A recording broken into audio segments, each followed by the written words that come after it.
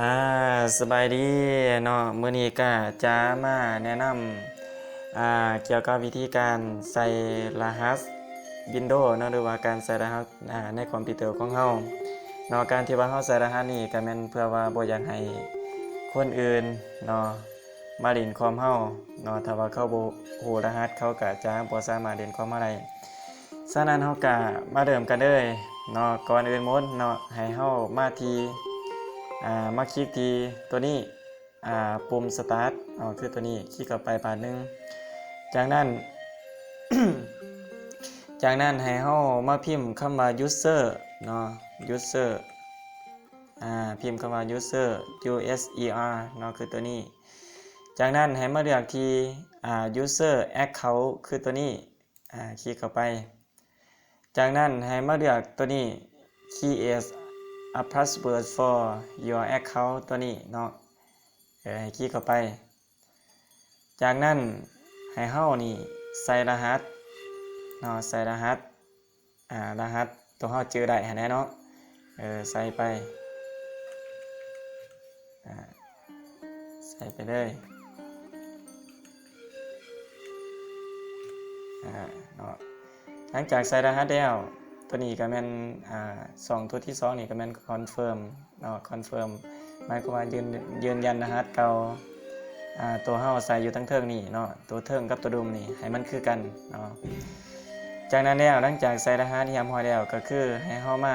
คลิกตัวนี้ create password เนาะคลิกไปก็ถือว่าสำเร็จเนาะการใส่รหัสคอมเฮาเนาะบัดนี้เฮาจะมาลองสาธิตเบิ่งว่าเฮาใส่ได้บ่หรือบ่เนาะก็ให้มาที่ปุ่ม start คือเก่าจากนั้นก็ให้มาตัวนี้เนาะแล้วก็คลิกทั้งข้างตัวนี้แล้วก็ให้เลื่อนมาที่คำว่า log out log off เนาะขอโทษ log off ตัวนี้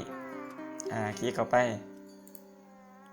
จากนั้นให้ใส่รหัสเฮาตัวเฮาใส่ไว้หั่นนะเนาะจากนั้นก็ให้กดลูกศรไปอันนี้คือวิธีการใส่รหัสอยู่ในคอมพิวเตอร์ของเฮาเนาะเพื่อบ่ให้คนอื่นมาดินเนาะถ้าว่าเขาบ่ฮู้รหัสเฮาเขาก็บ่สามารถเล่นคอมเฮาได้เนาะบัดนี้สมมุติว่าเฮาอยากเปลี่ยนรหัสสมมุติว่าเฮาอยากเปลี่ยนรหัสเด้เฮาสิเฮ็ดแนวใดเพราะว่ารหัสเฮาใส่ไปทะเบียนนี่เฮาบ่มักเฮาอยากเปลี่ยนใหม่เฮาสิเฮ็ดแนวใดเนาะก็มีวิธีคือกันเนาะก็คือก่อนอื่นหมดนี่ให้เฮามาที่ปุ่ม start คือเก่าเนาะให้เข้ามาปุ่ม start คือเก่าให้คลิกเข้าไปบาทนึงจากนั้นแล้วก็ให้มาพิมพ์อยู่บ่นี้เนาะพิมพ์บ่นี้ให้พิมพ์คือเก่าเนาะให้พิมพ์คำว่า user user เนาะให้พิมพ์คำว่า user คือเก่าจากนั้นแล้วให้มาเลือกที่user account เนาะคือตัวนี้ให้เข้าไปคือเก่าจากนั้นแล้วให้มาเลือกที่ send your password เนาะคือตัวนี้ให้คลิกเข้าไป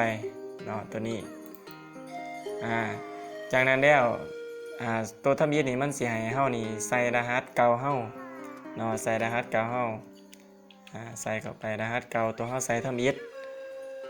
เนาะตัวที่2มานี่ตัวที่2นี่มันให้ใส่รหัสใหม่ตัวเฮาต้องการเปลี่ยนหั่นน่ะเนาะให้ใส่รหัสใหม่ตัวนี้รหัสใหม่เฮาตัวรวมนี่ก็แม่นใส่รหัสใหม่เฮาคือการนอยืนยันคือเก่าเนาะอันนี้คือวิธีเปลี่ยนรหัสจากนั้นแล้วsend password เนาะคือตัวนี้ให้คลิกที่ว่า send password ก็ถือว่าสำเร็จเนาะก็สิมีซ้ำนี้วิธีเปลี่ยนรหัส password เฮาเนาะก็สิหมดซ้ำนี้สมมติว่าบัดนี้เฮาอยากยกเลิกเฮาบ่อยากมีรหัสเฮาสิเฮ็ดจังได๋เนาะก็มีวิธีคือกันอีกเนาะก็คือให้เฮาเข้าไปที่ปุ่ม start คือเก่าจากนั้นก็ให้พิมพ์คำว่า user คือเก่าuser เนาะให้เข้าไปคือเก่าเนาะจากนั้นก็ให้มาคือเก่า user account จากนั้นแล้วให้เฮามาเลือกที่ตัวนี้remove your password เนาะคือตัวนี้คลิกเข้าไป จากนั้นแล้วให้เฮาใส่รหัสเก่าของเฮานั่นแหละเนาะรหัสตัวเฮาอ่าอยู่ในตัวเฮาเปลี่ยนนั่นน่ะเนาะอ่อยู่ในคอมพิวเตอร์ของเฮานี่แหละจากนั้นก็ให้ remove password เนาะก็ถือว่าสำเร็จเนาะอันนี้คือวิธีการอ่าลบพาสเวิร์ดเนาะเฮาบ่อยากให้มันมีเลยว่าซั่นซะเนาะอันนี้ก็แม่นวิธีการใส่รหัสพาสเวิร์ดแล้วก็วิธีการเปลี่ยนแล้วก็วิธีการลบเนาะมันจะรวมอยู่ในคลิปตัวนี้เนาะก็